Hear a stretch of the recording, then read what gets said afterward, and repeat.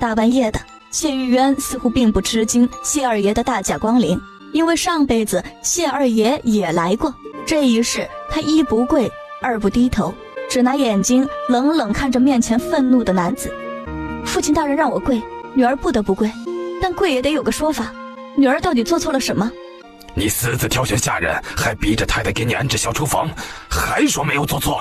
听大伯母说，姨娘房里的下人可都是她一个个亲自挑选的，长得漂亮的不要，长得狐媚的撵出去。我娘是个疯的，女儿不懂规矩，跟着姨娘学，难道有错吗？小厨房的事情也是事出有因，娘这些年在孙家庄身体亏空了很多，女儿心疼，想私下里给娘补一补，这孝心难道也有错？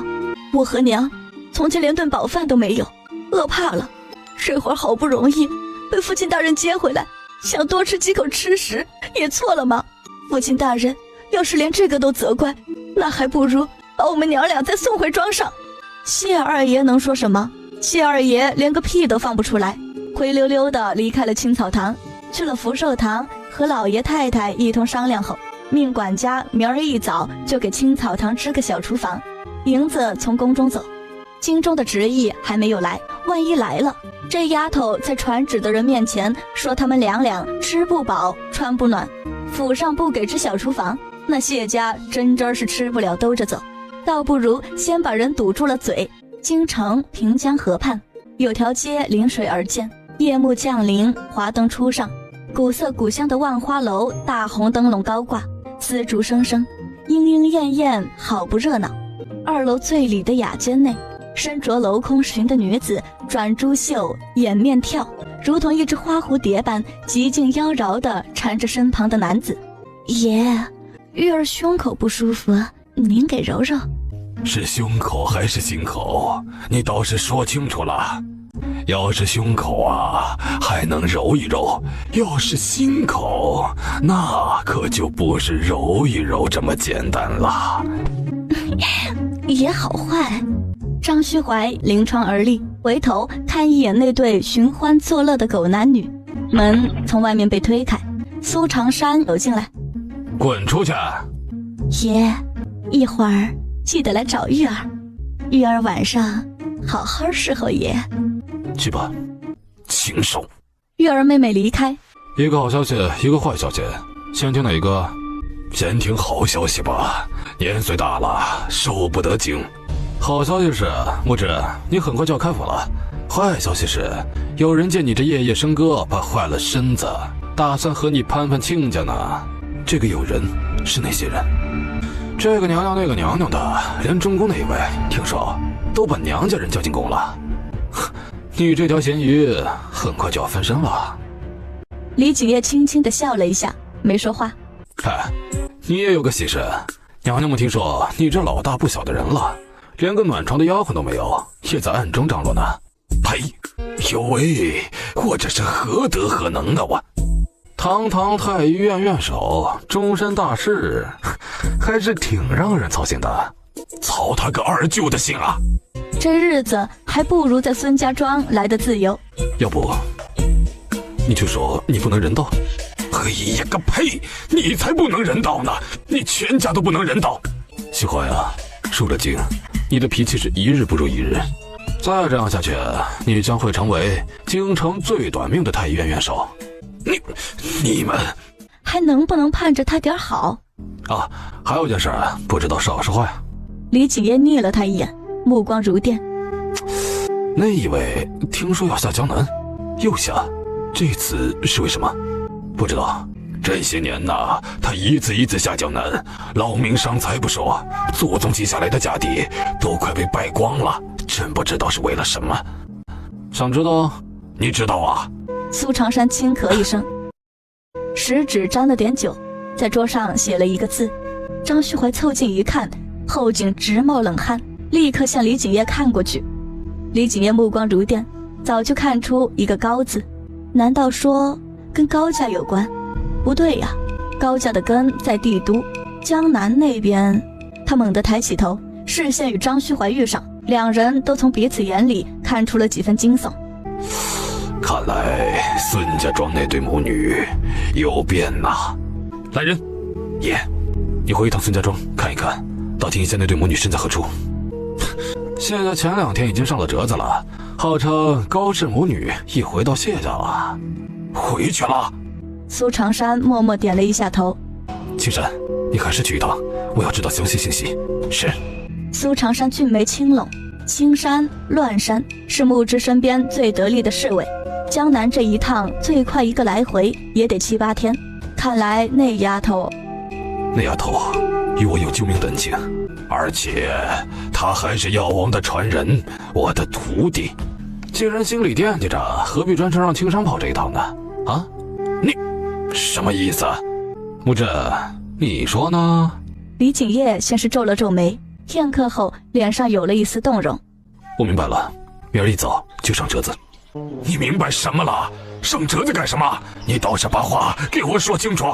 张旭怀急得跳脚，偏偏那2个人哪个都没搭理他。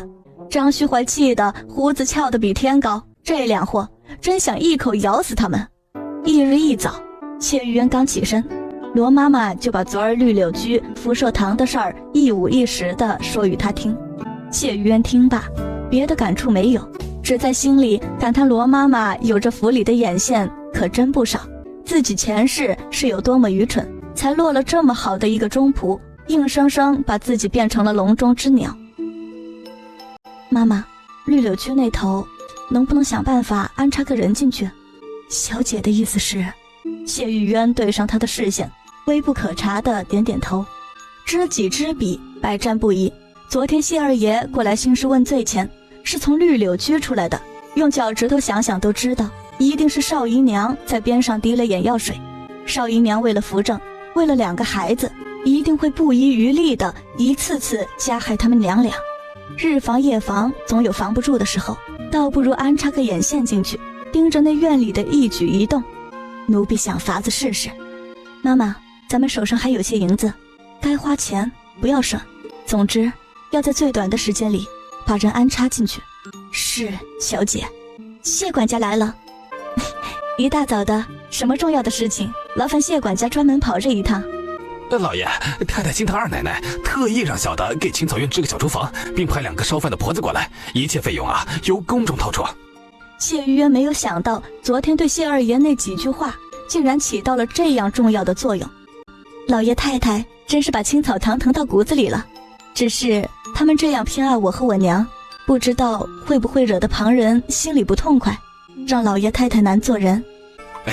老爷太太是一家之主，一家之主的话，谁敢心里不痛快呀？三小姐放宽心。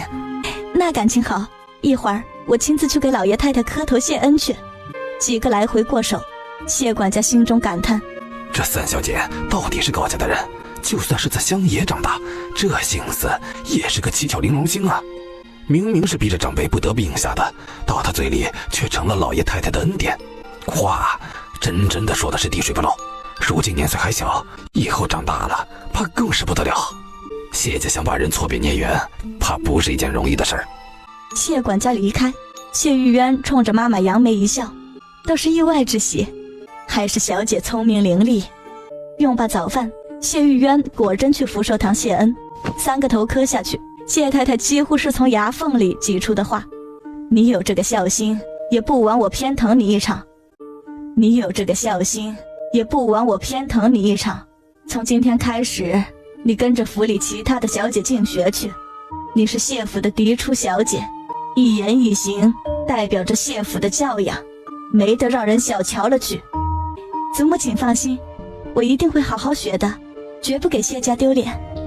贱货，谢家的脸早就给你们母女丢尽了。梅儿啊，你3姐头一回去学礼，你好好在边上照顾着。姨娘放心。谢谢四妹妹，我们走吧。女族的学堂教书的女先生是从京里大族请来的，姓谭名欢，是个40不到的中年妇人。谭先生不讲四书五经，只讲些诗词女德和治家的规矩。针线上则请了铺子上的绣娘来教。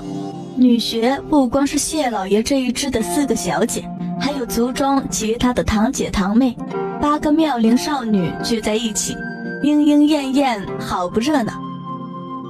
谢玉渊懒得八面玲珑，往最后一排的椅子上一坐，便闭目养神。是谁啊？见了姐妹也不说见个礼，一点规矩都没有。哼，二房从外头请回来的那个，从小在乡野长大，你和他谈规矩，笑死个人了。哎呦，四妹妹，你可真是受委屈了，明明你才是嫡出的，偏偏来了个怯战纠巢的。四妹妹，你还能咽下这口气，换了我怎么也是咽不下去的。谢玉渊掀了掀眼皮，只当没听见。那谢玉梅一听有人替她打抱不平，眼眶也红了，眼泪也下来了，哭哭啼啼地诉说着种种委屈。大姐谢玉清一听，脸色沉了下来。四妹妹，收起你的眼泪，有什么委屈向太太说去，跟他们几个说，你说得着吗？你管得着吗？我又不和你说。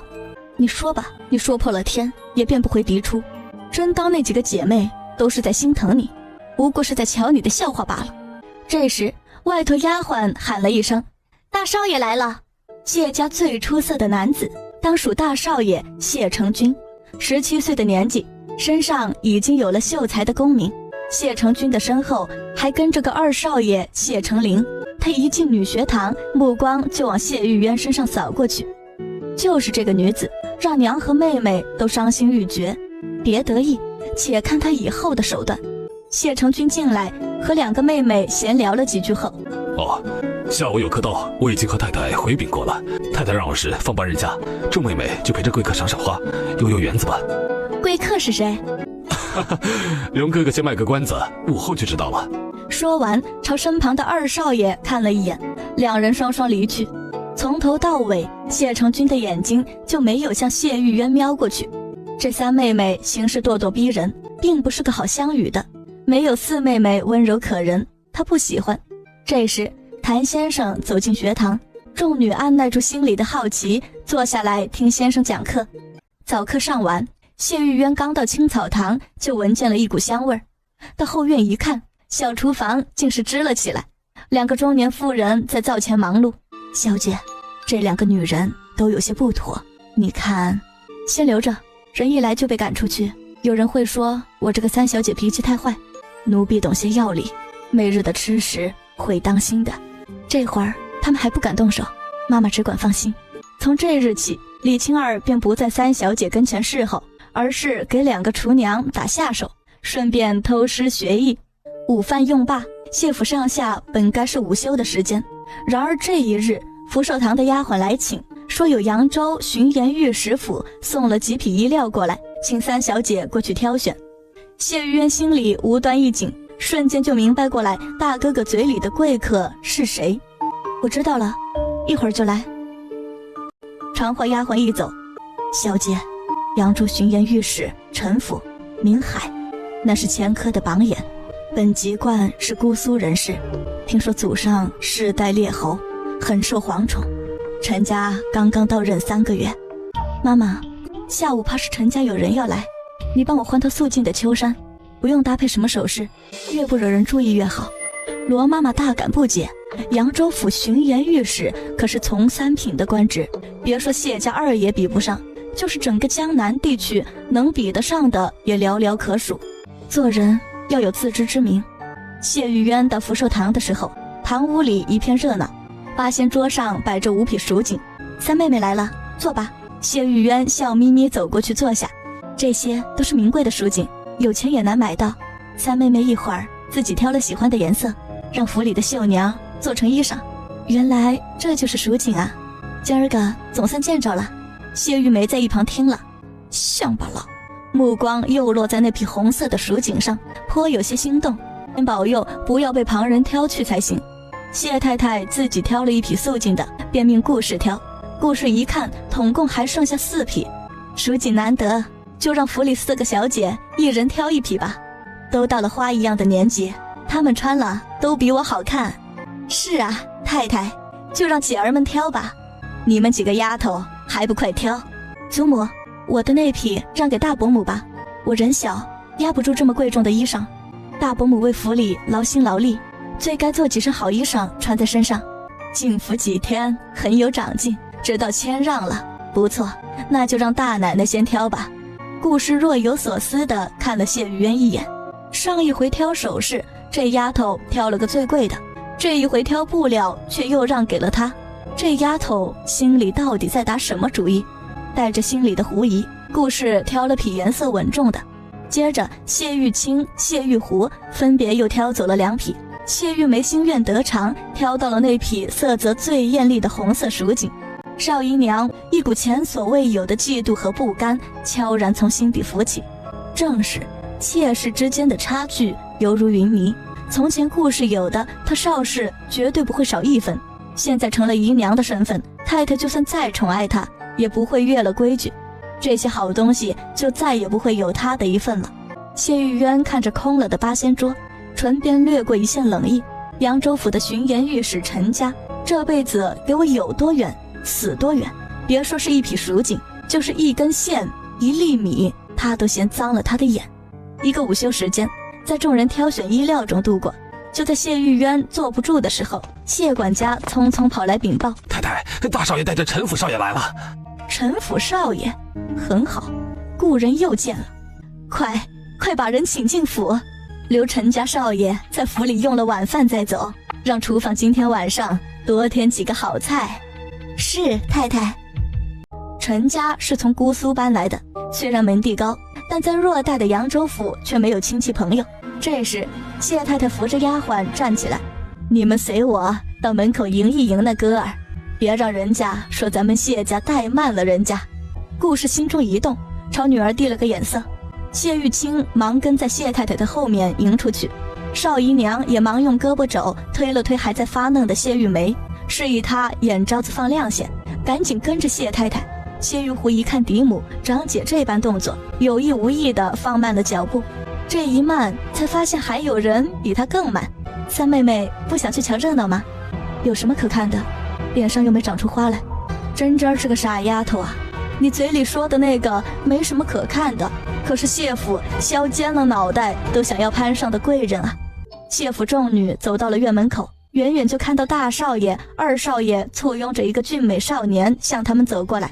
好一个风度翩翩的美少年啊！蓝衣少年走近了。谢太太安好啊！真是姑苏的水才能养出这么俊美聪慧的哥儿来，一看就觉得喜欢。太太，哥儿的全名叫陈清燕，开双刚满15，却和孙儿一样，已经是个秀才了。天外有天，人外有人，把你比下去了吧？燕氏弟弟结结实实的把我比下去了。君兄，过奖了。太太，别光站着了，请陈家少爷进屋喝口茶吧。陈清燕目光在4位小姐身上打了个转，最后落脚处却是在谢玉渊的身上。眼前的女子形容尚小，这个素净的小姑娘长得真不错。哥儿最近学业可忙，家中长辈管得可紧。学业上的应付，长辈常在一旁督促着，一丝都不敢懈怠。谢太太还没开口说话，少姨娘忍不住在一旁插了句嘴：到底是大族人家教养出来的孩子啊，真是懂事。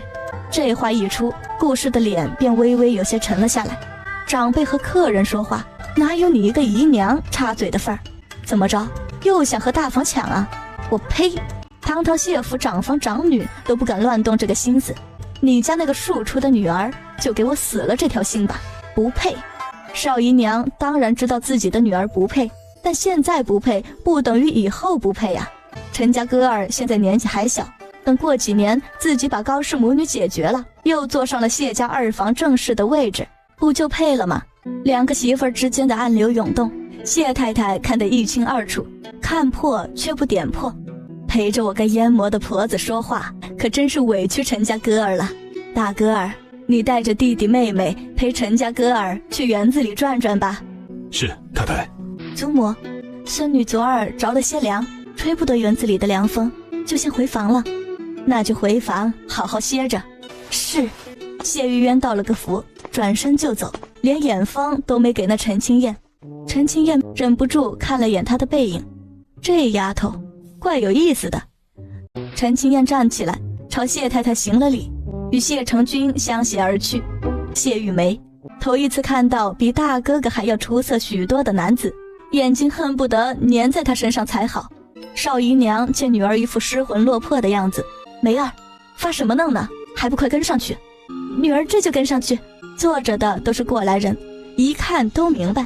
顾氏心中冷笑，见着个标致一点的男子就忘了魂，少姨娘的管教也不过如此啊！这样风采逼人、满身贵气的俊美少年，哪个怀春少女见了不怦然心动啊？到底是大孙女配呢，还是四孙女配呢？小姐，乔太太的样子好像对陈家少爷很满意，你说咱们府里谁能配得上她？谁配得上都和咱们没关系，反正不要是我。阿宝，陈家氏族大家唯一的独子，难道会娶一个生母有污的女子？小姐，阿宝吓得脸色都青了。二奶奶的事情，府里上上下下都知道，没有人敢乱说一句。换了别人，这还来不及遮掩。小姐倒好，就这么大大方方的说出来了，万一给老爷、二爷听去。阿宝，有时候把短处露在外面不是坏事。他怎么听不明白小姐话里的意思？谢玉渊微微一笑，眼底似有寒光闪过。因为有客，晚膳摆在暖阁，2桌菜肴，男子一席，女眷一席，中间用一道山水屏风隔开。谢玉渊又是来得最迟，直到众人落座后才姗姗来迟。倒也不是他故意，实在是临出门前，罗妈妈与他聊了几句话。小姐空有个嫡女的名头，谢府却不看重，又有二奶奶这档子事儿，再加上个高家，将来的婚姻大事必是艰难。小姐心里要有成算。谢玉渊心想，成算个鬼呀，能不能活到那会儿还难说呢。再者说，凡事急不得，一急便叫人看出你的心事，心事一旦被人看出，就如同蛇被人捏了7寸，大不妙。心里明白，但话却不能这么说，只好好言安慰了罗妈妈一番。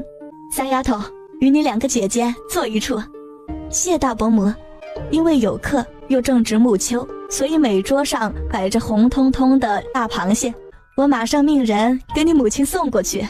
大伯母，不必了，母亲这辈子都不会再碰螃蟹的。为什么？这么好吃的东西，几两银子一个呢？谢玉渊在心里答道。因为没人替他剥啊，母亲体寒，吃不得。回头啊，请郎中过来诊诊脉，吃几贴药也就好了。孙平家的，奴婢在。大奶奶有什么吩咐？把我房里的那根老参给二奶奶送过去。是。大伯母，太贵重了。再贵重，哪有你娘的身体贵重？少姨娘，你说是不是？妖妇，诚心就是和我作对，我就先让你得意着，等我重新掌了掌家大权，再和你斗上一斗。大奶奶说的自然是对的。谢太太见2个媳妇儿明争暗斗，妯娌之间正该这样，你关心我，我关心你，一家人和和睦睦的，比什么都强。顾氏和少姨娘心里同时发出一记冷哼，和睦？我呸！就在这时，哎呀！谢太太吓了一跳，忙命人把屏风撤了下去。只见陈家少爷捂着肚子，燕弟，你这是怎么了？陈青燕腹痛如绞，嘴里说不出话来。燕弟，燕弟，你们给他吃了什么？难不成想毒死我们家少爷吗？还愣着干什么？快去请郎中啊！还不快去！谢管家腿脚利索，跑得比兔子还快。好好的，这是怎么说的？老爷，怎么办？会不会闹出人命啊？无知妇人，给我闭嘴！不好了，陈少爷晕过去了！谢玉渊凑看过去，睁大了眼睛。此刻的陈青燕双目紧闭，唇却是青紫青紫的，应该是中毒了。判断出病因，谢玉渊双手不由自主握成了拳。不要去，不要去！前世他虽然不是直接害你的人，你却是因他而死。去啊，去啊！师父怎么跟你说的？医者父母心，那可是条人命。谢玉渊浑身的汗毛都立了起来，身体像被刀劈成了2半，一半是寒冰，一半是烈焰。三妹，三妹，你怎么了？二姐，别怕，一会儿郎中就来了。谢玉渊一口血气直往上涌，然后毫无预兆地冲了过去。这中毒之兆发作的这么快，就算是郎中来了，这陈家少爷也凉凉。前世的那些恨呐、怨呐，先放一放。此刻没有什么比一条鲜活的生命更重要的事情了。谢府众人看着突然冲出来的谢玉渊，原本紧张的心弦都掉到了嗓子眼儿。这倒霉丫头要干什么？这时候来添什么乱？你把她放平，解开她的衣衫。这小姐莫非是疯了不成？都这个时候了，还要非礼他家少爷吗？谢玉渊，你想干什么？给我住手！作孽呀！这孩子一定是魔障了，快把他拉走！有一个疯娘教养出来的女儿也是疯的，真是要让谢家万劫不复啊！我不出手，你们谢家才万劫不复呢！谢玉渊充耳不闻。谢玉渊缓缓站起来，看了眼身上被吐了一身的秋衫，转身离去。这时白胡子郎中才一脚深一脚浅，呼哧呼哧地喘着粗气跑来。擦肩而过的时候，谢玉渊眼角的余光看了那郎中一眼，原来是他。钱郎中3只手指隐隐地搭上去，吐了就好，无碍无碍。钱郎中啊，他这是怎么了？钱郎中歪着个脑袋没吱声，走到圆桌前，东瞧瞧西瞧瞧。这位少爷午后吃了柿子，晚间又用了大量的螃蟹，这2样食物同时可是大忌呀！好在少爷自己吐出来捡回一命，否则可就难说喽。谢老爷谢太太大幸大幸啊！谢玉渊拖着2条灌了铅的腿走进青草堂，早就得了训的罗妈妈忙迎上前：小姐，热水已经备好了，洗一洗吧，回头把这身衣裳给扔了。小祖宗啊，衣裳回头再说，赶紧先洗了吧，这味儿谁受得住啊？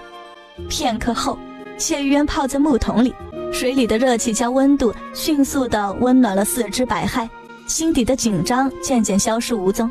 他舒服地叹了口气，闭上了眼睛。陈清燕，扬州巡盐御史陈海的独子，生母蒋氏。自先帝开国之初，京城本有4公6侯，世袭罔替至今天，还屹立不倒的只剩下2公4侯。2公是承恩公府、魏国公府，4侯是永安侯、永定侯、永义侯、永昌侯。蒋氏的娘家便是京城永安侯府的嫡出2小姐。谢家想攀附陈家，看重的何止是陈海的官位，更多的是蒋氏背后的势力。永安侯府乃4侯之首啊，前世为了这么一个香饽饽，大房2房简直争破了头，就差点大打出手。而他为了给自己和娘博一个前程，不自量力地加入了这场战斗。现在想想简直就是可笑，人家陈家是什么门第，你谢家是什么门第？不对，谢玉渊眼中闪过狐疑，谢陈2家的交往是陈家主动示好，你谢家不过是一个小小的知县之家，陈家为什么要主动示好？不等谢玉渊往下深想，罗妈妈掀了帘子进来：小姐，什么事？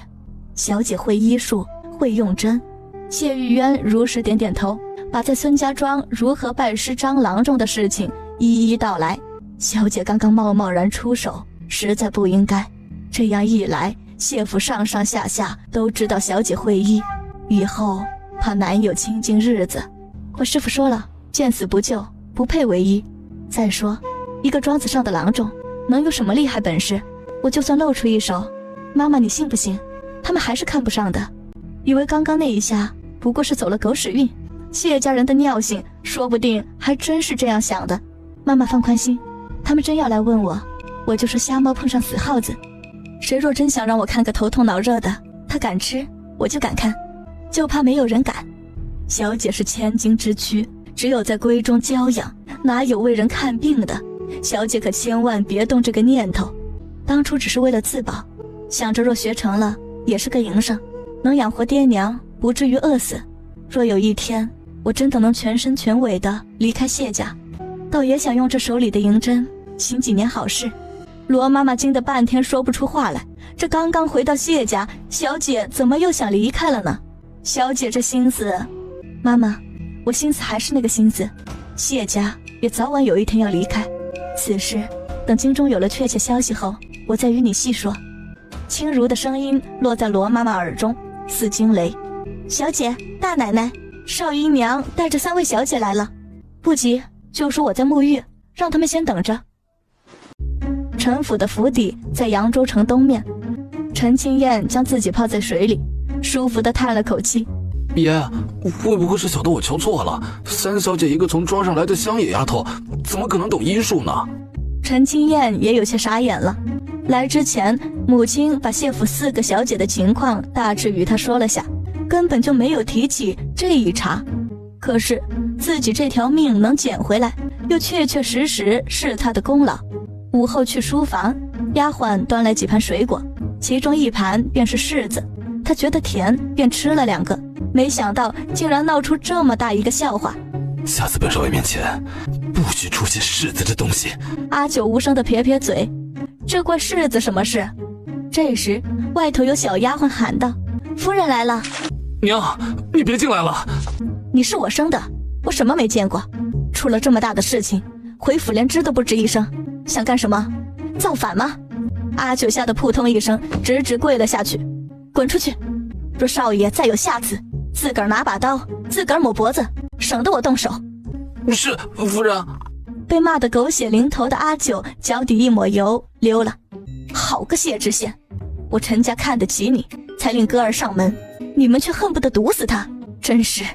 娘，和谢家没多大关系，是我贪吃吃了2口，你别小题大做。蒋夫人胸口起伏了几下，心里何尝不明白这只是个意外，却因为自己就这么一个宝贝疙瘩，难免担惊受怕。夫人，谢家太太来了。知道了。蒋夫人脸色稍微好看了些，知道上门谢罪，这谢家还算有几分眼色。我先去，你给我好好歇着。娘，3小姐救了我的命，你替我谢谢人家。这还用你说？蒋夫人深深瞪了儿子一眼，揪出唯一的宝贝疙瘩，不就是冲着那3丫头去的吗？这事儿细想想，倒也巧了。谢府的女眷一半在青草堂做客，堂屋里顿时人满为患。今儿这事儿可多亏了3丫头，否则可就是大祸。3小姐在庄上倒是学了些本事，关键时候比其他3个姐儿都强。我这身子也有些不舒服呢，求3小姐帮忙诊诊。不过是跟着乡野郎中学了几招罢了。我师傅除了帮人看病，畜生也给看。姨娘若信得过，诊诊就诊诊。我这是玩笑话，3小姐怎么就当真了呢？原来姨娘是逗我玩呢。小贱人，逗你玩又怎么样？你不就是瞎猫撞上死耗子吗？有什么了不起的？还真以为自己有几分真本事。其实姨娘不用担心，人和畜生没啥区别，人有一个脑袋，畜生也有一个脑袋，人有5脏6腑，畜生也有5脏6腑，区别不过是人的脑子生得聪明些，畜生的脑子生得笨些。人的心有红有黑，畜生只有红心没有黑心。这话是在嘲讽他黑了心的吧？少姨娘气得就差一口唾沫啐上去。顾氏一听这话，忙遮住了脸上的笑。谢玉梅一看顾氏笑话她姨娘，只觉得心里愤愤不平，又把一切的罪名按在了谢玉渊的头上。2小姐谢玉湖却心里发急，这3妹妹刚做了一件好事，又开始口无遮拦起来，这性子怎么就不能软着点呢？大小姐谢玉清还是那副事不关己高高挂起的样子，只是她看谢玉渊的表情带出几分深意。众女在青草堂坐了一会儿，便各自回院子休息。你们姐儿俩瞧着，这3丫头到底会不会医术啊？怕是懂一点的。没错，前儿个她还给我开了方子，孙平家的悄没声的就把原来的方子换了。这几日我还真觉得身上松快了一点，怕是母亲的心理作用吧。乡野郎中毕竟是乡野郎中，顶了天了，能有几分本事？谢玉湖笑笑，没接这一茬。顾氏也没再往下说，淡淡的看了庶女一眼。今天累了一天了，身上也有些乏，就劳大姐再陪母亲走走吧。先去歇着吧。等庶女走远，她压低了声：太太去陈家，一是赔罪，二是想打探一下那边夫人的意思。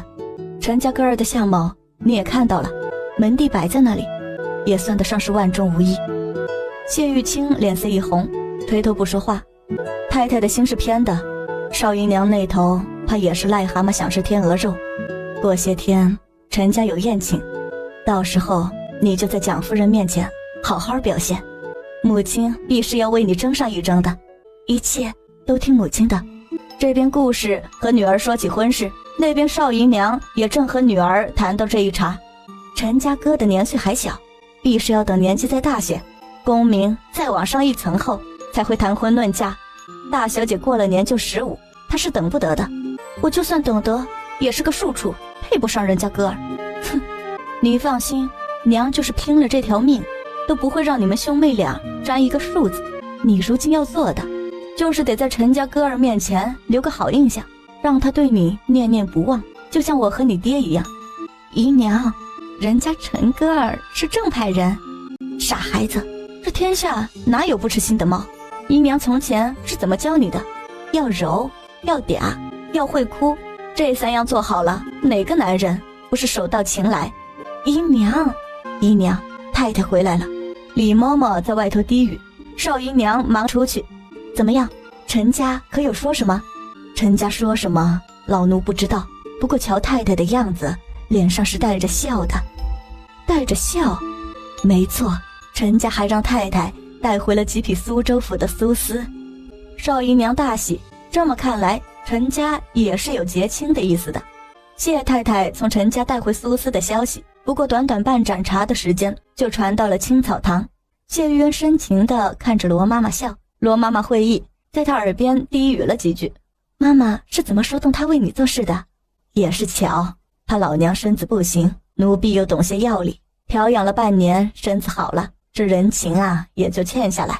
绿柳居的人也已经找到了，但需要再添一把火，才能为小姐所用。小姐且耐心再等上几日。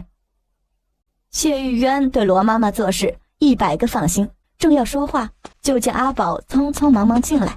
小姐，冬梅奉太太的命令，给小姐送几匹苏丝。什么？谢玉渊脸色大变，冲了出去。三小姐，这是蒋夫人托太太给你捎来的苏丝。蒋夫人说谢谢三小姐救了她儿子。好好的送什么苏丝？早知道这样，还不如让那货死了算了。冬梅又从怀里掏出一张请帖，这是蒋夫人亲自写给小姐的请帖。7天后，陈府赏花宴，请三小姐过去。是请我，还是府里每个小姐都请？府里的女眷都请，但请帖只有三小姐有，可见陈家夫人对小姐极为重视。她重视的不是我的人，是我身后的东西吧。今日月末，漫天星子将天地染上一层朦胧星色。谢玉渊站着，脸上不喜反悲，悠悠叹了口气，转身走到小佛堂前，里面的灯还亮着。娘，陈家夫人给我来帖子了。永安侯府教养出来的女人，精明算计一流，你离这远一些。娘，我想去会会，你且信我，自己小心。谢玉渊莞尔一笑，静静地转身离去。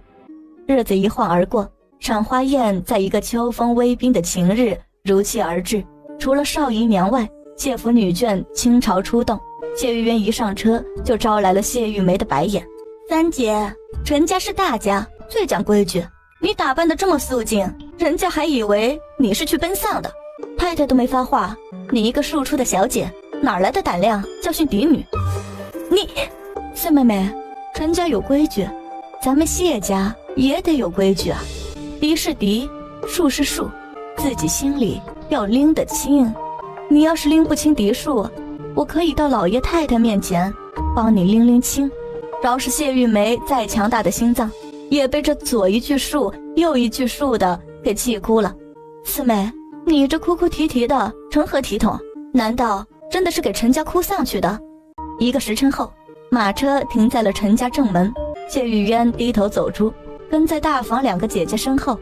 谢太太冷不丁看到四丫头眼睛红得像桃子，怎么回事？太太，四妹妹是想着少姨娘没办法出席这种场合，所以才默默流泪，可真是母女情深啊。你，四丫头，可不是大伯母说你姨娘今儿个要是进了这府，明儿个太太就会被整个扬州城的人戳脊梁骨骂。太太这么疼你，你怎么忍心太太受这个委屈？这话一说，谢太太就算有心相帮，也只能哑口无言。给我把眼泪收起来，没得让人家看我们谢家笑话。谢玉渊看着这一幕，明艳的脸上并没有多少喜色。前世掉了一路眼泪的人是他，被太太呵斥丢谢家脸面的人也是他。人呐，不能活得心软，否则你的心就是个易碎品，谁都可以来踩上一脚。谢玉湖见谢玉渊脸色苍白，三妹妹，你怎么了？没事，咱们进去吧。入了正堂，才发现堂屋里红的红，绿的绿，莺莺燕燕，一片好不热闹。谢家太太、奶奶、小姐到。谢太太领着女眷走上前，蒋氏安然端坐在堂屋内，肤白似雪，乌发如墨，年过30，看着却如双十佳人。因为男人的官位摆在那儿，蒋氏没有迎出来。太太一路辛苦了，快请上座。夫人客气，这是我大儿媳妇顾氏，这是我那4个不成器的丫头。顾氏带着4位小姐上前见礼，蒋氏的目光在4位小姐身上扫过，最后落在谢玉渊身上。这丫头青丝梳成最简单的发髻，蒋氏却从她的身上看到了几分高家人的风姿。若说帝都有哪一府的人最出众，非高家莫属。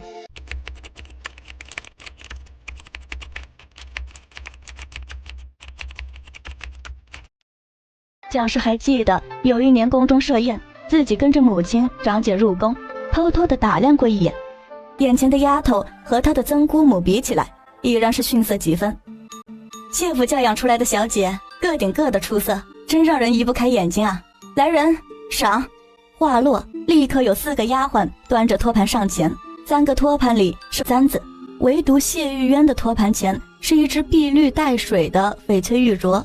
众人一看，个个心里咯噔咯噔几下，看向谢玉渊的眼神立刻有所不同。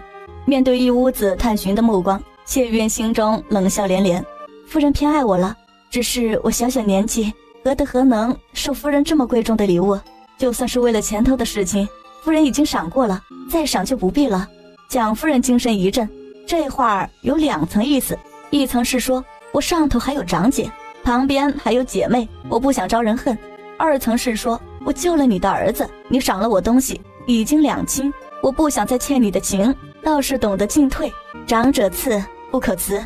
当年在京城，我与你母亲有一面之缘。谢渊上前深深一扶，既然如此，那小辈厚着脸皮收下来。众人一听，心里的嫉妒才稍稍缓了缓。你母亲近来身体如何？托夫人的福，母亲身体安康。若有空啊，让她常到我府里走动走动。故人多年未见，怪想的。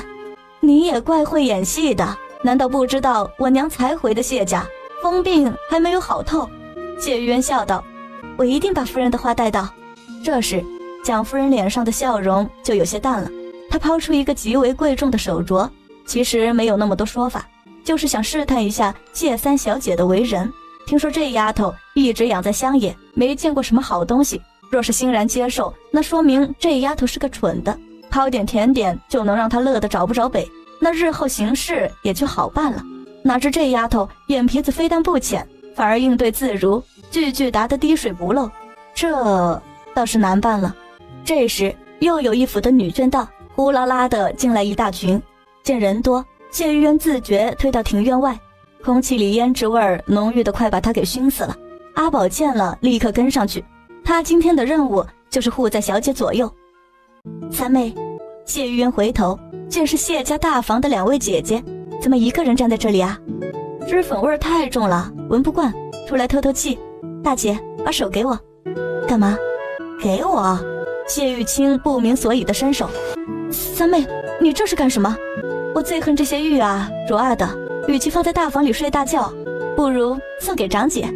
这是蒋夫人给你的，意义非同寻常。你送给长姐也是意义非同寻常，日后长姐嫁了人，一看着手镯就能想到妹妹，多好。你……谢玉清噎得半句话都说不出来，跟过来的谢玉湖也吃了一惊。二姐，回头我再得了什么好东西，也有你一份。东西是死物，人是活物，咱们姐妹的情分比这些死物值钱。谢玉湖完全不知道要怎么答了，也难怪姨娘隔了这么些年都念叨着二奶奶高氏的好，有其母必有其女，就三妹妹这个出手，这通肺腑之言，大姐姐怕是这辈子都忘不了。就在这时，庭院门口匆匆走进来一个中年妇人，只见她一路走到蒋夫人跟前，弯腰在她耳边低语了几句。当真？就在众人暗暗猜测前院发生了什么大事时，谢府的管家气喘吁吁地跑进来。太太，快回去，快回去吧！出事了，出大事了！是，什么事？经理来旨了！老爷，让你赶紧回去！什么？他连招呼都顾不得打，拎起裙角就往外冲。顾氏被吓得武魂去了三魄，快跟我回府！顾氏话一落，谢府的其他3位小姐赶紧跟上去，唯独谢玉渊不紧不慢地折到堂屋里。夫人，家中有急事，我们先回去了，改日再来给夫人您请安。好孩子，快去吧。来人，好生送3小姐回府。谢玉渊转身走出正堂，他抬头看了看天，天空碧蓝如洗，一如前世那个重要的日子。也正是这一天，娘和她的命运发生了翻天覆地的变化。陈府门口，3小姐，您请。我谢府的马车呢？阿九恭敬道。谢府的马车早已动身，夫人命我送3小姐回去。好端端的，哪有说连人都不等便先走的？这……阿宝，现在不是计较这些的时候，上车。小姐，太太、大奶奶不等也就算了，大小姐、二小姐他们为什么也不等等小姐？亏小姐还送大小姐那么贵重的镯子。阿宝，京中来旨意，好的坏的不知道，我这个3小姐和谢府的前程比起来，什么都不是。阿宝眼皮跳了一下，紧张的半句话也说不出来。谢玉渊轻咳一声，目光看了眼赶车的阿九。蒋夫人当真这么好心送她回家，不过是想趁阿九送她回府的同时，打探一下京中到底下的什么旨意。阿九赶车又快又稳，不过半盏来茶的时间，车子就到了谢府正门。此刻正门大开，谢玉渊一下车，才发现谢府女眷的马车也才刚刚到，来不及寒暄，众女赶紧直奔福寿堂。此刻的福寿堂，谢二爷穿着官服，领着一众男眷跪在堂上，在他们面前站立的是宣旨的内侍官。谢玉渊忙扫了那内侍官一眼，上一世的内侍官好像不是他，而且旨意也没有这么早。奉天承运，皇帝诏曰：谢益达，故官升弘，卢少卿，不日起赴京上任。谢玉渊猛地抬起头，不敢相信自己的耳朵，他没有听错吧？官升弘，卢少卿，为什么会这样？前世父亲的官位根本没有动。内侍官王直一看旨意还没有读完，谢家就有人抬头挺胸，眉头一皱，平静地把旨意宣读完，末了才扯着尖锐的嗓音不扬不阴道：这位小姐，你对皇上的旨意有意见吗？谢家忙转过头去看，见谢玉渊挺直身体，一副灵魂出窍的样子。孽畜啊，他这是要谢家满门都陪着他一起去死啊！王大人，子女刚接回府，不懂朝廷规矩，请王大人见谅。谢玉渊，你还不赶紧给王大人赔罪！王直眼前一亮，这一位的生母是……生母是高氏。原来这就是高贵妃的宠侄女，高家的后人啊。这孩子的模样和高贵妃略有些像，只是眼角眉梢更凌厉些。罢了，无知者无罪。3小姐磕头谢恩，纵会吧。谢玉渊这才如梦初醒般，跟着谢府的人磕头三呼万岁。王直把圣旨交到谢家人手里。王大人这一路辛苦了，请。慢着，3小姐，你且跪到我面前来。谢府众人一听，果然呐，这京中的旨意是为着这丫头而来的。大人有什么吩咐？不敢，这些年你和你娘都还好吧？谢玉渊眼眶一热，泪水含而未落，哽咽着说不出话来。王直能熬到出宫传旨的地位，在太监里也不是凡品，什么样的人，什么样的场面没见过，当下冷哼一声。这一声冷哼把谢夫人吓得扑通扑通又跪了下去。老天爷保佑这丫头不要说错一个字，否则谢家就完了。皇上有日做梦，梦到了高贵妃，醒来就问下人：高家后人何在？高家满族，只剩下娘和他，其余的都在阎王殿里报道。罪魁祸首就是大殿上的那一位，结果他却假惺惺地来一句：高家后人何在？三丫头还不谢谢皇恩？母亲封杀，见不得人，我代母亲谢皇恩。雷霆雨露皆是君恩，三小姐有什么心愿要和皇上说吗？我若说了，皇上能允吗？你且说来听听。我没有别的心愿，就盼着娘的东西能物归原主。这话一出，王直脸色巨变，鹰一样的目光直直向谢二爷看过去。大人冤枉呐！大人，您可要瞧瞧我娘的嫁妆单子。王直拿过来只翻了一页，还真是笑话呀。堂堂高家贵女的嫁妆，难道就只有上面这些破铜烂铁？他可还记得高氏远嫁，连贵妃都是赏了好东西的。谢玉渊又跪下去，求大人在皇上跟前听我娘分说几句。这些东西虽不值钱，却也是外祖家留给他最后的念想。若是连这点念想都没了，娘活在这个世上还有什么意思？王公公什么话也没有说，只拿一双锐眼似笑非笑地看着谢二爷。冷汗从谢二爷的后背层层而下，心里把自己的亲娘恨了个底朝天。弄个假的嫁妆单子，打算糊弄谁呢？谢大人，皇上常说为人臣子需齐家修身，这家没治好，官也就不必当了。谢二爷是刚升了官的人，吓得连连磕头求饶。谢玉渊直起身子，又从怀中掏出一本泛了黄的账册。大人，如果能把我娘的嫁妆补齐，父亲这官也是能当的。谢玉渊，你哪来的嫁妆单子？王直眼神一厉，谢太太吓得赶紧死死地捂住嘴巴。谢大人，我定会把此事原原本本地回奏皇上。告辞。大人留步啊！大人息怒，3日之内，我必定把高氏的嫁妆原封不动地送到高氏手中，请大人放心，请大人一定放心。谢益达，若是贵妃还在，经造假单子这一桩事，谢家怎么说也是个满门抄斩，死无葬身之地。谢太太一听满门抄斩，人直直地昏过去。大人息怒，是内宅夫人糊涂了。妇道人家糊涂，你可不能糊涂呀。人一糊涂，那可就离死不远喽。王直拂袖离开。多谢王公公。谢玉渊站起来，父亲大人，那我就等着您的好消息了。说罢，在众人惊吓的目光中，他一步一步走出福寿堂，脸上半分喜色都没有。前世的旨意中，谢二爷并未升官，而是将高府被查抄寄存在内务府的财物还了回来。好好的，到底是哪里出了差错？谢玉渊拧着眉想了一路，始终想不出个所以然来。回到青草堂，他把罗妈妈单独叫到跟前。罗妈妈也是刚刚听说了福寿堂的事情，奴婢说句僭越的话，小姐胆子也忒大了。谢玉渊笑笑没说话。这时不出手，娘的嫁妆什么时候能拿到？罗妈妈对皇族充满敬畏之心，但想到二奶奶的嫁妆有着落了，心里又觉得开心。想想三小姐这才多大，在王公公面前应对如流，连为官几年的谢二爷都比不上，这开心又添了一层。小姐啊，以后行事可得更加小心了。妈妈放心，我心里有数，我如何放心得下？罗妈妈，宫中有人惦记着，就算谢家再想让我跟我娘死，眼前儿也得掂量掂量。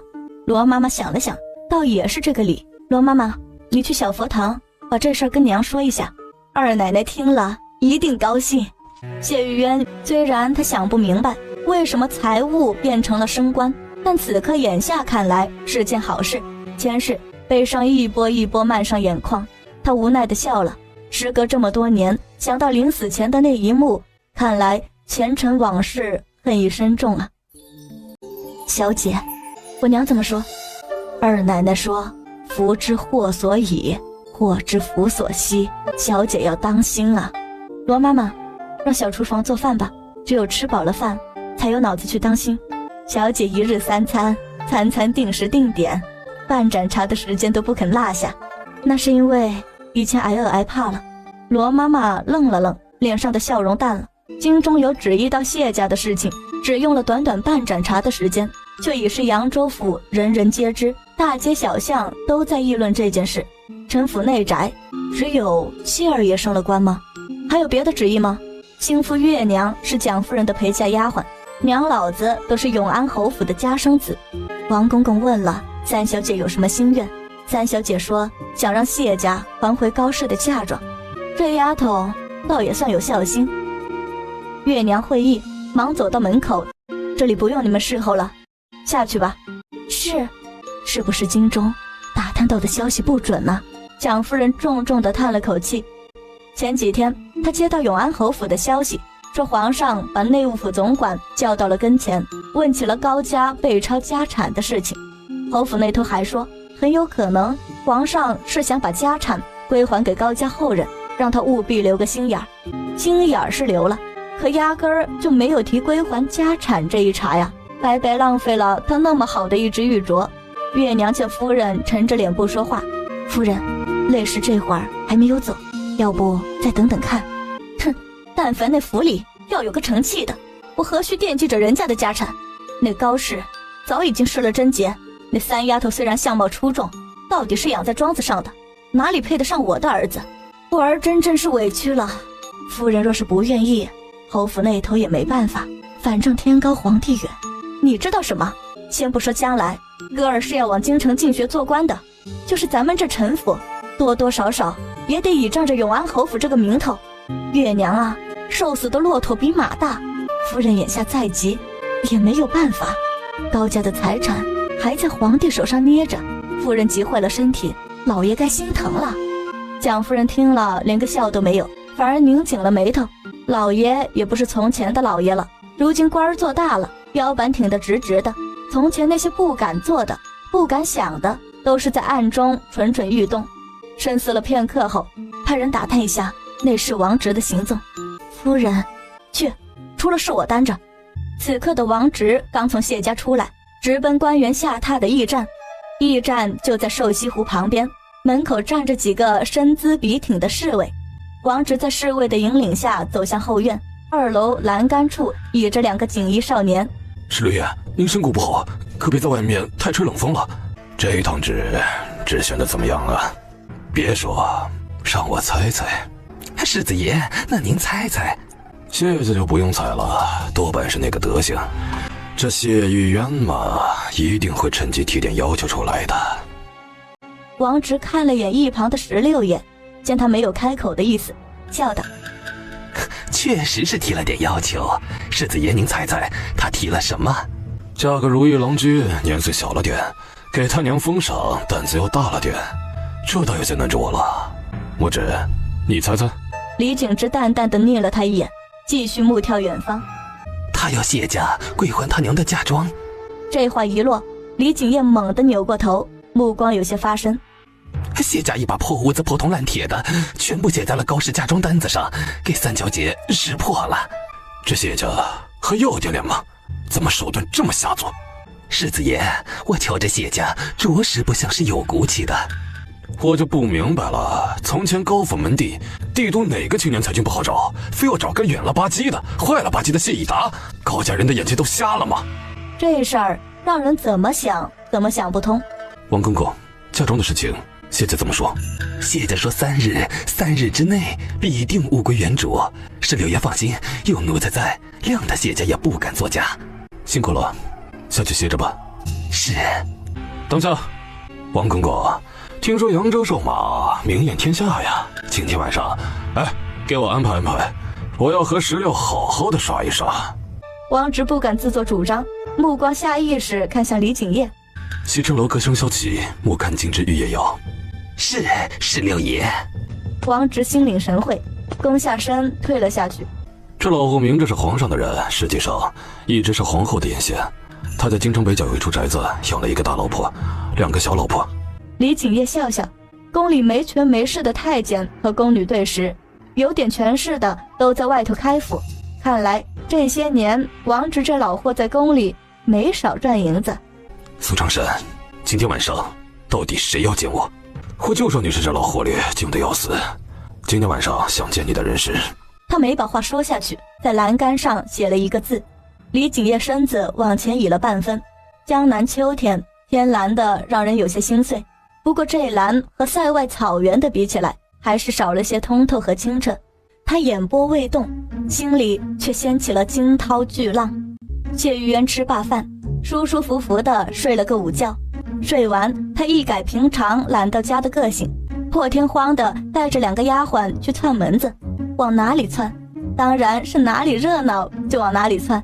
此刻谢府最热闹的地方当然是福寿堂库房啊。谢玉渊去的时候，就看到一院子的丫鬟婆子行色匆匆，而谢太太则头上扎着抹额，脸色苍白地倚在贵妃榻上。她身旁站着的少姨娘脸都挂得长长的。看到谢玉渊来，谢太太双目喷火：“我的儿啊，你怎么来了？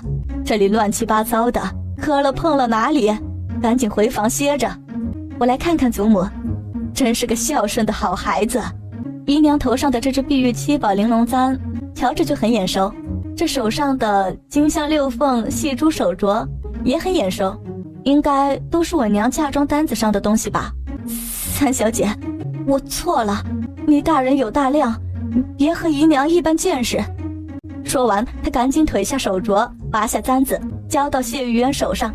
交出来就好，只要东西齐全了，我自然是不会和姨娘一般见识的，毕竟谁都有贪小便宜的时候。你，谢玉渊目的达到，冲少姨娘甜甜一笑：“祖母，那我就先走了。您瞧着脸色不大好，可要保重身体。还回去说起来容易，做起来肉痛啊。这些死物倒也算了，那些嫁妆单上的银两可怎么办？整整8万两，这些年可都是花得光光的呀，到哪里再去凑齐这8万两啊？真是要了他的老命。”这时谢老爷带着2个儿子从外头走进来：“铺子上统共就这些了。”“多少？3万两。”“我的老天爷呀，这日子还让人怎么活呀？拿根绳子把我吊死算了。”“你给我闭嘴！瞧瞧你干的好事！”“我干的好事？这银子是我一个人吃了，还是我一个人喝了？”“现在扯这些有个屁用啊！砸锅卖铁都得把银子给凑齐了。”“是啊，母亲，先把银子凑齐了，等后儿子进京做了官，多赚点银子给公主。大哥，你也想想办法呀。”谢老大2眼翻翻，大嫂娘家是扬州城富户，她的嫁妆，这世上还有人惦记长嫂嫁妆的姨娘？我呸！说出去也不怕别人笑掉大牙。我这个做大嫂的可没有偷别人的簪子玉镯带，也没惦记人家的银子，有种的自己拿了娘家嫁妆出来填补，算计到我大房的头上，你也不看看自己是个什么东西。”少姨娘被骂得一句话都说不出来，眼泪簌簌的直往下掉，委屈的跟什么似的。“放肆！哎呦，感情我在宫里没个靠山，连个嫁妆都保不住了。来，趁着人家王公公还在扬州府，咱们到他面前说道，这世上可有拿大房媳妇儿的嫁妆填补二房媳妇儿嫁妆的理？”谢太太一听又要闹到王公公面前，吓得连个屁都不敢放。“都别吵了，老大加1万，老二加2万，我和太太2万。这银子我们不管你们谁去借、去当还是去抢，3天后给我摆在桌面上。”谢玉渊这会儿刚刚走回院里，福寿堂的事情传来。谢老爷他是这府里的明白人啊。小姐为什么这么说？大房3个孩子都要嫁去，少姨娘就1个，可不应该少姨娘多出些。太太这些年有2个儿子孝顺，私房钱最多，她不出2万，谁出？那不没府里男人的什么事儿了？他们不已经拿了3万了吗？余下的钱他们可要藏着喝花酒的，补贴姨娘的。阿宝和如蓉一副恍然大悟的样子。谢玉渊苦涩一笑，这世上再厉害的女子都没有男人的算计来得厉害。若没有谢老爷的默许，太太就敢动娘的嫁妆；若没有谢二爷的默许，赵姨娘就敢偷娘的首饰。女人啊，眼里只看得见男人，殊不知到了最后把你逼上绝路的也是男人。谢玉渊冷冷一笑，走到房里拿起医书看起来。阿宝跟如蓉跟进去，眼前的小姐白的衣黑的发，简单肃静的如同画中走出来的。二小姐来了。阿宝，你去帮我迎一迎。如蓉，让小厨房准备些小点心来。是，小姐。谢玉渊进屋，姐妹俩问了个安。等丫鬟上了茶点后，谢玉湖见屋里没人，嫁妆的事情闹得府里人仰马翻，三妹将来还要在这府里生活下去，何不往后退一步呢？二姐的意思该怎么退？一笔写不出2个谢字，将来咱们嫁了人，能倚仗的无非就是娘家和兄弟姐妹，凡事别咄咄逼人，忍着些为好。今日留一线，日后好相见啊。三妹说白了就是一个意思。妹妹啊，嫁妆的事情算了。谢玉湖是庶出的姑娘，想要活得好，靠的就是一个忍字。多谢二姐提醒，忍字头上一把刀。二姐这些年日子一定过得不容易，谁让我没有托生在母亲的肚子里。二姐忍一忍，大奶奶瞧着二姐听话乖顺的份上，一定会帮二姐说个好人家，给一份嫁妆。我不一样，我忍了，那青草堂可就成了这谢府的一个大笑话了。谢玉湖心头一颤，脸上掠过一抹尴尬。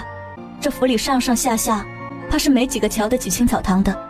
所以二姐，当你忍气吞声都搏不来一个安稳的时候，那就只有狠了。三妹，你可有想过狠的代价？二姐，忍难道就没有代价？是啊，既然都有代价，那就看哪个代价更大些。我要回这些嫁妆的代价，无非是成为谢府的敌人，但那又怎样？二姐，未雨绸缪放在我身上没有用，万事万物变数太多太快，我只能看到眼前，看不到以后。眼前就是我拿回我娘的嫁妆，让娘开心，就算明儿我立刻死了也值了。三妹，二姐别忘了，我身上一半流着的是高家人血。姨娘，三妹妹就是这么说的，劝不动，以后就别劝了吧。唉，她哪里知道，绿柳居那一位最厉害的就是秋后算账啊。现在除了咱们娘俩，这谢府上下哪有不恨她的？以后青草堂的日子可怎么过呀？我倒觉得三妹的话有点道理，她和我们不一样，他们忍是忍个前程出来，而三妹忍不忍，命都握在别人手里。有什么道理？我看都是歪理。她才多大，高氏又是个疯的，就算拿回了嫁妆又能怎么样？她小小年纪能保得住吗？既然保不住，又何必要回来？王公公能在扬州几天？宫里内卫又能想到高家几回？姨娘，这偌大的谢府就这么容不下青草堂吗？薛姨娘心中仓皇一跳，半天没有言语。而此刻的青草堂里，罗妈妈也在发愁，眼跟前儿是痛快了，可以后呢？妈妈，车到山前自有路，想太多愁太多容易老。小姐，不是奴婢多话，这么些嫁妆，这么些银两，小姐捏在手上，是福不是祸。妈妈，这些嫁妆我就是砸了捐了，吃了喝了花了，也不会留给谢家一分一厘。罗妈妈心里转了几个弯，立刻识相地闭了嘴巴。跟着小姐这些日子，她算是看出来了，谢家压根儿没把小姐当正经小姐看，小姐也没把谢家当家看。罢了罢了，走一步算一步吧，先把眼前的日子过好了再说。至少这1、2年，谢府是不敢动手的。谢玉渊起身走到庭院当中，算算日子，初冬快来了。无人知道他其实心里远没有外表看起来那么豁达。这世间不是成便是败，他想败吗？不想。那么这么多嫁妆拿到手后该怎么处理？娘和他不过是2个弱女子，抱不住的。月亮悄默声露出半张脸，万花楼里台上的美人只着红绫抹胸，露出香肩。王直公公已然看呆，2只眼睛瞪出来。极品，人间极品，比京城他府里的那3个女人好的简直不是个事儿。这趟扬州城没白来。苏长山目光只在王直身上打转，这没根的男人为是可怜呢。再漂亮的女人都只能看，摸不着看不着，时间一长，再怎么正人君子都活脱脱成了色鬼模样。这时有侍卫上前在爷，人到了。苏长山伸出脚，轻轻地踢了李景业一下。李景业恍若未闻，仍笑盈盈地看着台上的香艳女子。此时，万花楼的妈妈引着6个绝色女子过来。这位爷，这3位姑娘可还入眼？3位爷好，请爷怜惜。16爷、苏爷，您们先挑。李景业手指一点，随意点了个红衣女子。苏长山更随意，就近地拉了2个。直言，剩下的可都归你了，你悠着些。王直心中一喜，暗道今日可算是开了荤了。3人各自进了房间，门一关，李景业怀里的女人立刻退开几步，指了指屏风后面，便悄然离去。阿古丽，出来吧。话落，一袭红衣像团火一样飘过来。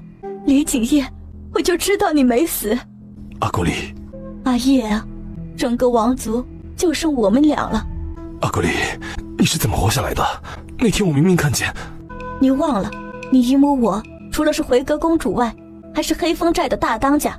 当她是黑风寨的大当家时，公主帐里亦有一个与她容貌相似、身形相似的侍女伴奏公主。没想到竟然让她逃过了灭族之灾。你呢？你是怎么活下来的？李景业正要开口，只听隔壁房间传来一阵惊呼，阿孤丽身形一飘，消失在屏风之后。李景业疾步走出房间，刚走2步，就见苏长山跌跌撞撞从房里跑出来。侍卫，侍卫！砰砰几声，涌出7、8个黑衣人，持着明晃晃的刀向苏长山和李景业砍去。青山乱山从暗处现身，听到动静的王公公连滚带爬地冲出来。李景业心中冷笑一声，装作害怕的样子，把王公公挡在了胸前。就在怡红院乱作一团时，从正门口涌进来一队护卫。黑衣人一看情势不妙，为首的打了个手势，一个跃身从窗户逃走。青山乱山正要去追，李景业手朝苏长山一指。苏长山捂着手背上的伤，一张俊脸，白里透着青，青里透着黑，显然那匕首上沾了毒。李景业抬起腿，二话不说朝王公公踢过去。好你个王直，原来是在这里等着害死我们呢！16爷，冤枉呐！奴才真的冤枉呐！这货，你跟我父皇分说去！王公公吓得魂飞魄散。开玩笑，眼前的这一位刚刚出宫开府的皇帝之子，宫中排行16，人称安王。安王这一趟是奉了皇帝之命，前来检查江南的江道河宫。这位祖宗要是出点事，自己有几个脑袋都不够皇帝砍的。奴才真的是冤枉呐！安王入扬州府遇刺一事，这让小小的扬州府像遭遇了地震一样。扬州知府李大人一看这么大的事儿，不能让他一个人担着呀，立刻把所有扬州城的官员叫了来，连官阶比他高的巡盐御史陈海都被叫了来。谢二爷虽然白天领了指升官，但还没做好交接，头上还顶着知县的帽子，当然不能不来。众人一商量，一方面立刻命人查封万花楼，楼里所有瘦马被下大狱，严刑拷打，逼问出杀手；一方面又令师爷写了奏章，连夜派人送往京里报讯。这是遮不住了，不如主动一点，向皇上承认错误，也许还能换来个宽大处理。奏章一送出，李知府率着众官员前去问安。刚过湖心小桥，内侍王公公直直地跪在楼下。李知府哪里还敢再往前，一撩衣衫，赶紧也跟着跑了下去。湖心小桥呼啦啦地跪了一片。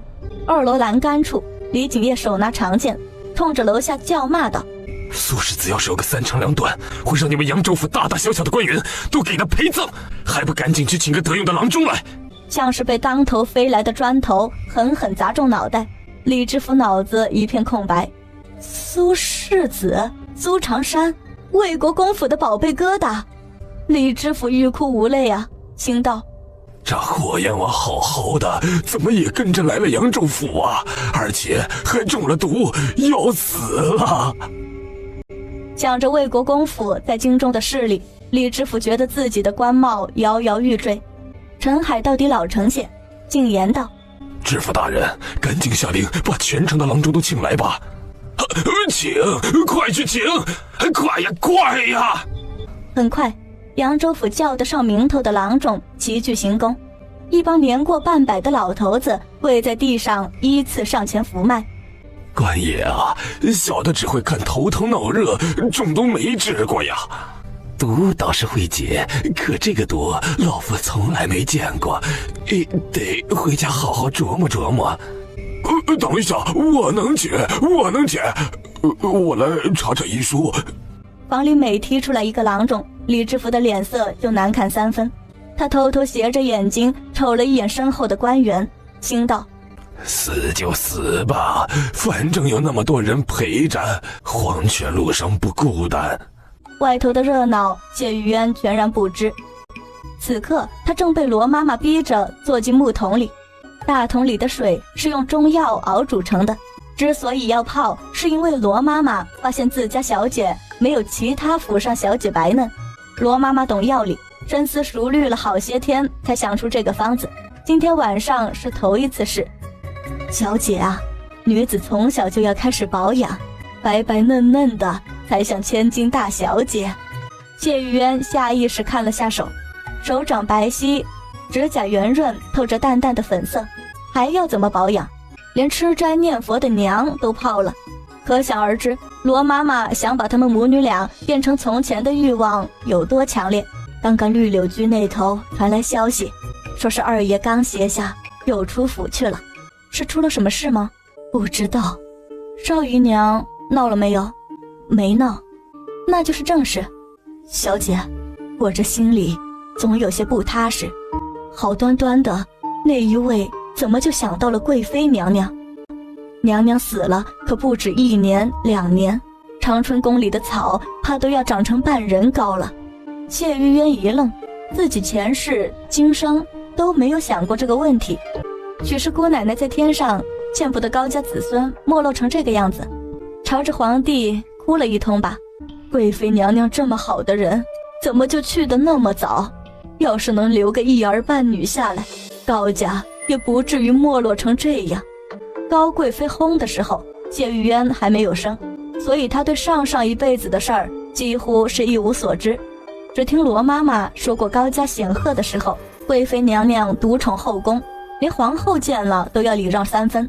只是人都不在了，还去想祖先辉煌的时候干什么？罗妈妈，水冷了，我要起来了。阿宝、如蓉，进来侍候小姐起来。无人应答，这2个小蹄子死哪里去了？罗妈妈嘴里骂了一声，掀了帘子走出。谢玉渊等了一会儿，见也没了动静。妈妈，回答他的只有窗外摇曳树枝。谢玉渊喉咙发干，直觉有些不对，忙不迭地从木桶里爬起来，迅速地把中衣穿上。刚穿妥当，眼前晃过一道黑影，出手如电地点了他身上几处穴道，随即把他往背后一背，几个跃身就飞出了房间。金光耀然，光影斑驳。谢玉渊无力地睁了睁眼睛，心想以后无论如何也得买2个会点拳脚功夫的丫鬟在身边。黑衣人飞檐走壁，最后一个飞身跳进了一处庭院里。一男子背手而立，听到动静后，他缓缓转过身。谢玉渊一时间呆在了原地，微弱的月光映出了他的脸。谢玉渊，别来无恙。无恙你个头啊！谢玉渊破口大骂，发现自己嘴唇能动，声音全无，恨得只拿眼睛去挽他。李景业被他气鼓鼓的表情逗乐，上前一步，伸手点了好几个穴道。无恙你个头！你试试一个姑娘家，深更半夜泡着澡，刚穿好衣服就被人扛走。幸好我胆子大些，否则你现在看到我的就是个死人，被吓死的。青山一半脸隐在黑布里，惊道：这谢小姐可真会告状啊，我可什么都没做。李景业勾了勾唇，笑了。笑什么玩意儿？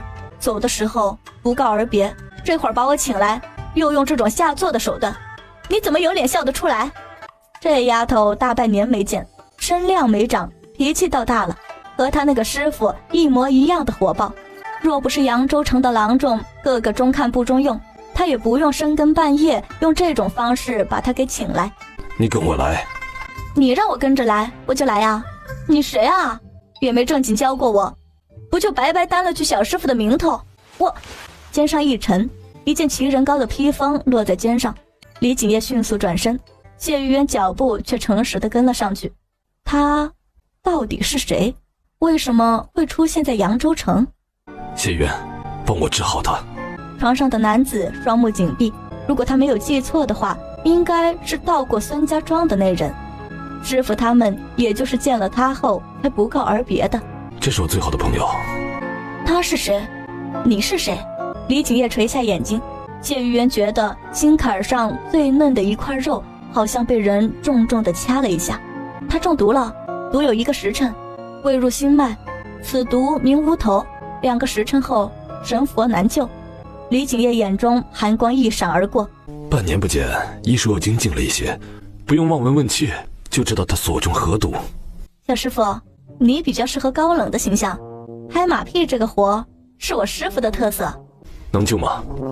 这个毒和你身上的毒比起来并不算什么，有救。小师傅，救之前他是你什么人就算了，但你总得告诉我你是什么人吧。凭什么我是什么就算了啊？谢渊，这不公平。床上的苏长山不知道什么时候睁开了眼睛，若不是说话的声音有气无力，瞧着和常人没什么区别。谢玉渊迄今为止正儿八经接触过的男人，除了谢家几个，也就他的2个师傅，陌生的男人一个没见过。我是苏长山，京城卫国公府的世子，和你家小师傅、老师傅都是铁哥们儿。他是谁？你自己问。对了，谢玉渊，你再不救我，我真要死了。总要问清楚的，万一我救的是个十恶不赦的坏蛋，那我宁可去死，也绝不助纣为虐。苏长山一听这话，气得白眼都翻不出来了。小师傅，我的针在房里，你想办法去拿来。给我纸笔，1盏茶的时间备好这些草药，然后熬成汤水，准备浸泡。李景业忍不住深深打量了这丫头一眼，短短半年不见，这丫头身上多了一种说不出的异味。来不及细品，他便走出房间，立刻让人去准备。苏长山的，你必须把身上的衣服褪了，我才能帮你行针。苏长山心头一惊，目中透着深思。脱衣，只剩亵裤。这谢玉渊，本世子好像有些小害羞呢。没事，你把你自己当死人就行，死人是不会害羞的。苏长山被噎了个严严实实，觉得自己有点自作自受的意思，脸一偏不理人了。对不住了，便动起了手。苏长山早在京城时就听张虚怀那货逼逼叨叨的，他徒弟怎样怎样，知道这丫头是个胆大的，索性装死不动，任由他拖。谢玉渊刚解了几颗扣子，李景业去而复返，他直起身，指了指床上的人，示意他帮着搞定。李景业的搞定只是在床边哼哼几句，苏长山便乖乖地自己褪下了衣服。这时青山拿着布包好的银针来，谢玉渊接过银针，他眼眸轻抬，手起针落，速度极快。李景业眯了眯眼睛，思绪似乎又回到了那间不见天日的房里。而此刻苏长山脸上的惊色毫不掩饰地流露了出来。张虚怀可真没吹牛皮啊，这丫头于刑侦上果然是极有天赋的，连太医院那些牛逼哄哄的太医手法都未必有她熟练。这针需行7天，然后再用草药泡上7天才能根断。李景业嘴角微微勾起，他突然明白了这丫头身上多出了一丝什么异味，是自信。谢玉渊啊，先送你回去，这针我会把，明日此时我让青山来接。话落，谢玉渊身子一软，歪倒在他的怀中。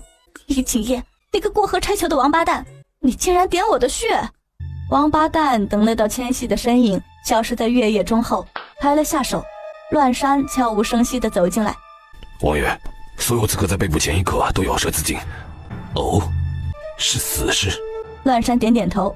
查出来是什么人所为？暂时还没有线索。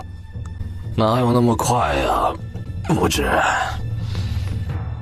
李景业感觉自己的脉搏突然快了几分，刚到扬州府就有人迫不及待地动手，而且还是隐在怡红院里。这就不得不让他更多个心眼儿。李知府他们呢？扬州府的官都在外面等着。往京城去的奏章这会儿已经到了徐州，扬州城全城戒严。他呢？他很安全，王爷放心。李景业走到床前，目光与床上的人对视。木之，你别想太多，这世上知道阿古里还活着的人几乎没有，有的只有黑风寨的大当家，而黑风寨离帝都108000里呢，离扬州府就更远了，应该只是个巧合。他是我在这个世界上唯一的亲人，不得不当个心。大不敬啊！你的父皇皇兄可都一个个还喘着气呢。乐山，你去通知他，准备接受怡红院的姑娘。你是想……李景业点点头。最危险的地方就是最安全的地方，我要他把怡红院开到南府北府的每一个城州，形成巨大的信息网络。再从西域弄点最辣最美的牛来，那人都是贱骨头，即便马尿一喝，女人身子也连祖宗8代都会吐出来。妓院也是来钱最快最多的地方。李景业冷冷一笑，处处挨打可不是他的个性，竟然走上了这一条不归路，那么所有的都要慢慢预备起来。谁能想到，在西北大漠上令人闻风丧胆的黑风寨大当家，就是怡红院的妈妈。来人，备疑，我要会会扬州府的人。木之，放心吧，堂堂魏国公世子被下毒，就算找不到凶手，我也会逼得扬州府所有官员大出血。还有，往魏国公府的信刚刚送出去，世子爷刚出门就被人下毒，这个苦魏国公必须到宫里哭一场啊！乱山啊，你家主子莫非是本世子爷肚子里的蛔虫？乱山眼观鼻，鼻观心，做死人状，心里却想，那还不是因为我家王爷比你聪明啊！谢玉渊一觉醒来，已是日上3竿。阿宝打着哈欠走进来，睡了1个多时辰的觉，不仅没有让他精神倍增，反而整个人显得萎靡不振。这觉睡的怎么这么累啊？谢玉渊一看就知道是青纱那货把青草堂的人下了蒙汗药。小姐，该起了，府里乱糟糟的，我也懒得动，想再睡会儿，你先下去吧。哦，阿宝刚转过身，突然想到了什么，不行啊，小姐早饭还没有用呢。母亲用过了吗？今儿个也不知道怎么了，青草堂上上下下的人都起晚了，这会儿粥还在锅里熬着呢。7天呢，还不把我这青草堂的人都弄病了。这时罗妈妈进来，小姐，二爷晚上出门后到现在都没有回来，老爷太太少姨娘都快急疯了。谢玉渊想着，那个被中了毒的苏世子身上起了一层鸡皮疙瘩，多半是为这世子的事情。只是好好的世国公府的世子，为什么要来扬州府？那个苏世子说小师傅和他是好兄弟，难道说小师傅真实的身份也是个世子？小姐怎么一点都不着急啊？急啥？他和咱们不相干，妈妈也别急，急坏了身子我心疼。哎呦，傻小姐怎么能不相干呢？二爷可是唯一撑得起这谢府的人呢，他若出了点事儿，二奶奶和小姐可怎么办呢？替我洗漱吧，我去福寿堂打听打听。快进来侍候小姐。谢玉渊到福寿堂时，谢府女眷都齐了，少姨娘担惊受怕了一夜，整张脸像被霜打的茄子，失了血色。谢太太因为高家嫁妆的事情，原本身上就有些不好，听到儿子一夜没回，这不好又重了几分。故事倒是精神抖擞，可眼底像是蒙了一层灰，一笔写不出2个谢。谢老二万一有点事儿，铺子里的生意，2个女儿的婚嫁都得受影响。太太，要不再多派几个人去衙门打听？再派人去。顾氏立刻吩咐管家去办。太太，你说会不会是因为嫁妆的事情，二爷被拿下了？否则也不可能丁点消息都没有。这话落了，所有人目光刷刷地落在谢玉渊身上。若是为了嫁妆的事情，昨儿宣旨的时候就应该拿下了，怕是别的事吧？你怎么知道？都是因为你这个扫把星，自从你回来后，府里就没有一件好事。谢玉渊冷笑着站起来，走到他面前：“你敢打我？打的就是你，谢玉梅，你给我记住了，现在谢府所有人的生死都系在我这个扫把星上，你若再出言不敬，说一回我打一回。姨娘，我不活了。三小姐，四小姐是你的妹妹，又比你小，她就算再有错，你好生教导几句，又何苦打她？”谢玉渊看着梨花带雨的少姨娘，走到谢太太面前跪下：“祖母，阿渊刚刚打了四妹，实在情非得已。王公公还在，扫把星这种话若传到公公耳朵里，王公公定会说谢府的小姐没规矩。阿渊这才动了手，若打错了，还请祖母您教导我。打都打了，还让我教导你，你是诚心来恶心我的吧？”谢太太鼻音重重地嗯了一声，挥挥手示意谢玉渊起来，哪儿凉快哪儿待着去。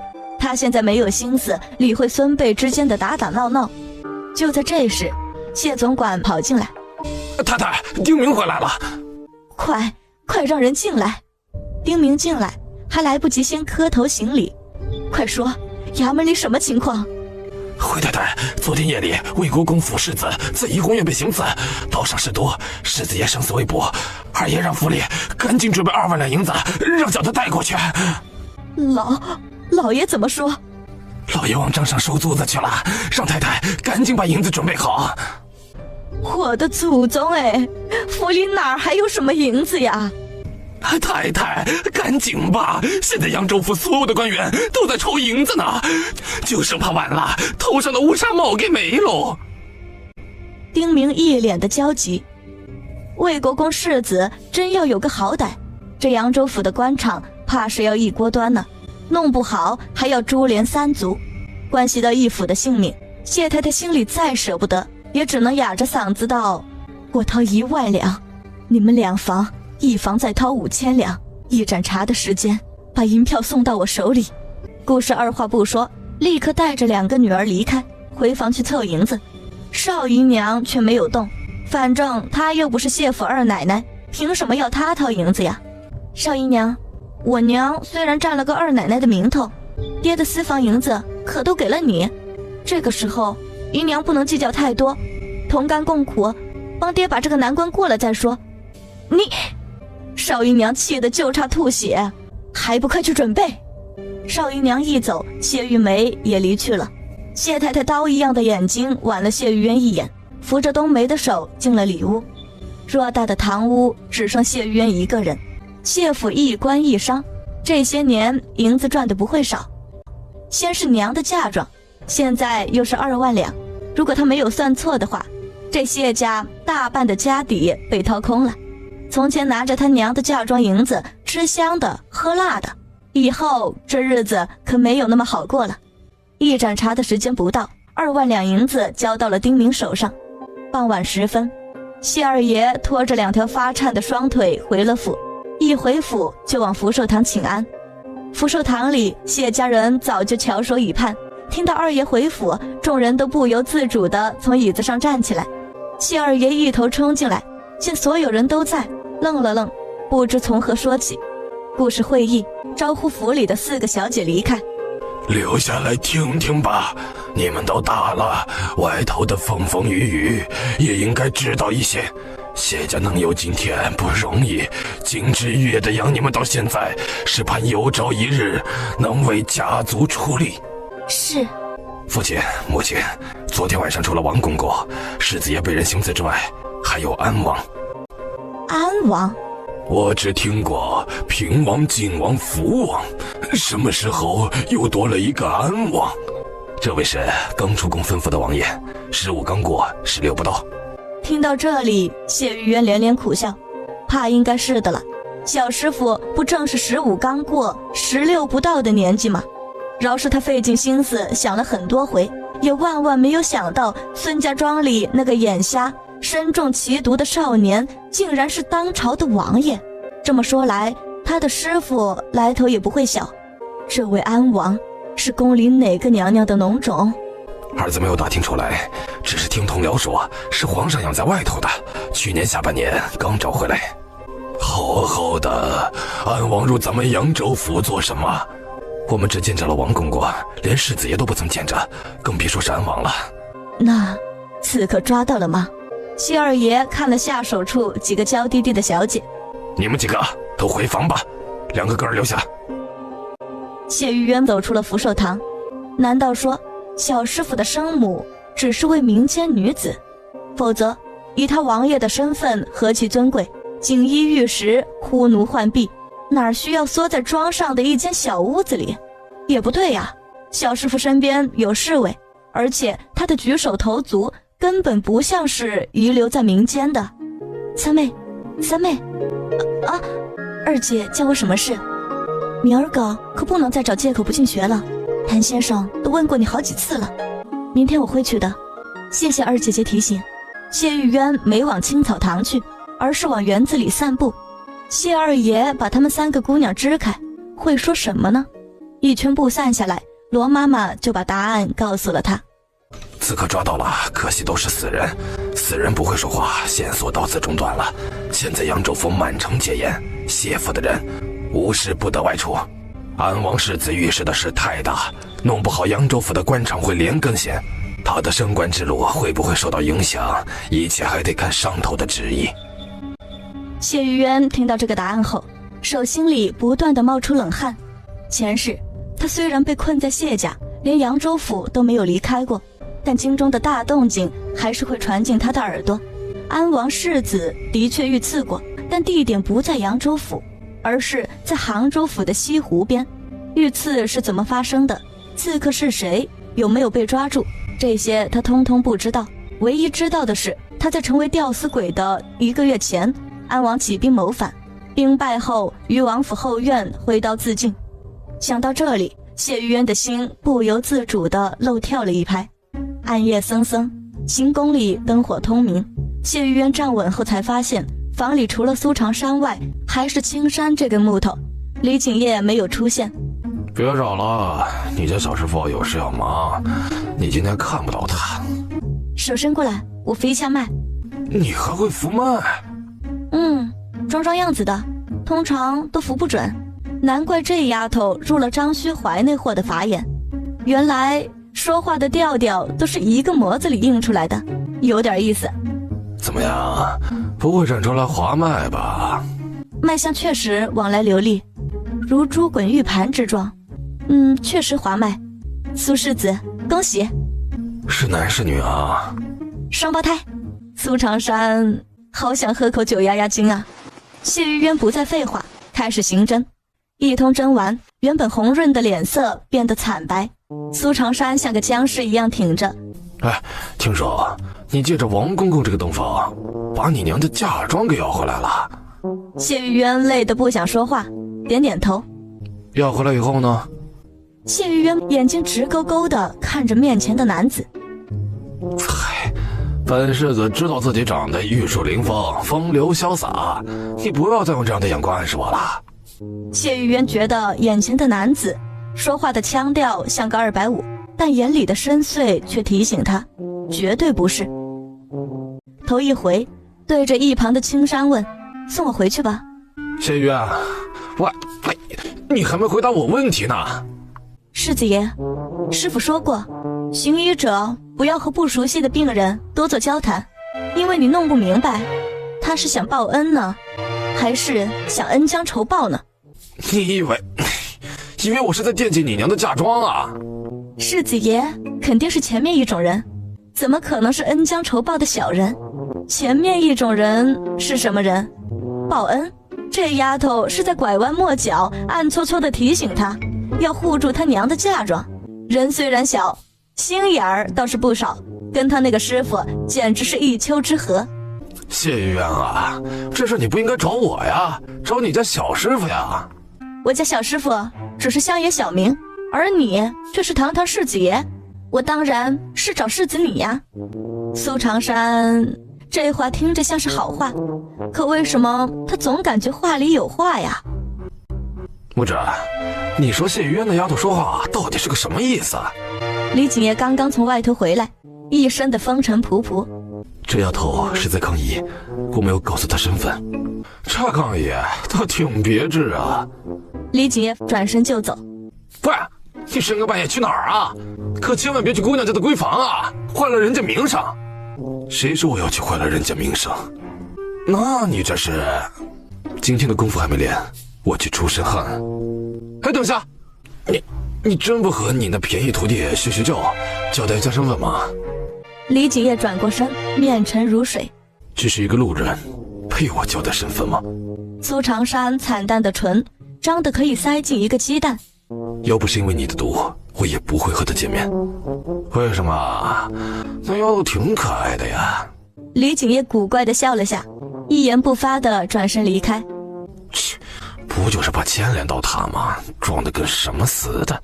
李景业走到湖边，握拳咳嗽了几声。月，有什么吩咐？王直呢？在房里睡觉，把人喊来。是。片刻后，王直匆匆跑过来。16爷，这么晚了您叫奴才？